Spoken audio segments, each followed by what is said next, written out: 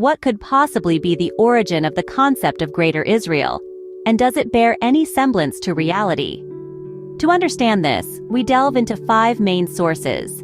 The most significant of these lies within the Jewish Bible, which contains 2 passages suggesting a potential Israeli dominion over the Middle East. Genesis 15:18 reads, "To your descendants I give this land from the river of Egypt to the great river, the river Euphrates."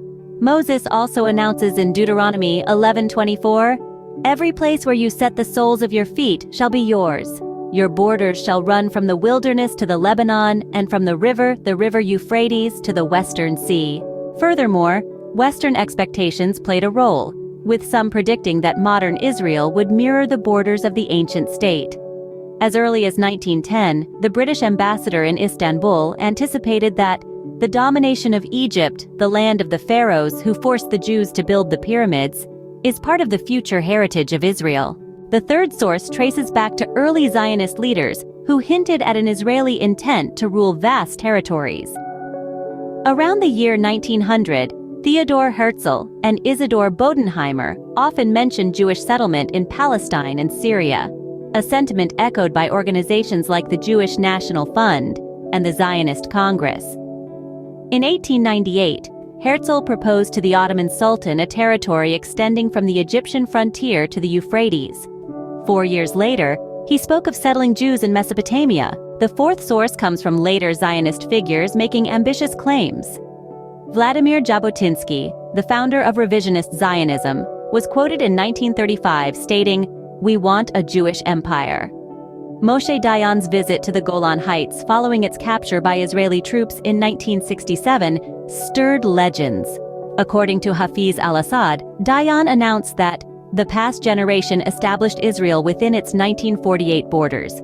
"We have established Israel within the 1967 borders, and you have to establish a greater Israel from the Nile to the Euphrates."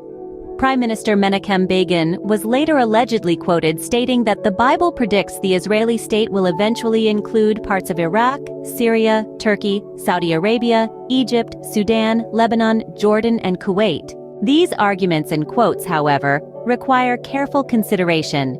The second and third sources, statements by European Christians and early Zionists, hold limited weight. External predictions cannot serve as authoritative sources for the Zionist movement. Territorial speculations before the Balfour Declaration of 1918 were made when the Zionist movement was still in its infancy. Moreover, Herzl did not actually request the Nile to Euphrates region from the Ottoman king or anyone else. As for the aggressive statements attributed to Jabotinsky, Begin, and Dayan, they are all second-hand and somewhat dubious. In all likelihood, opponents simply invented them. In conclusion, the idea of Greater Israel originates from biblical references and historical expectations, early Zionist ambitions, and later Zionist claims. However, the validity of these sources remains questionable, with many of the quotes potentially misattributed or misconstrued. As such, the concept of Greater Israel remains a contentious and complex topic open to interpretation.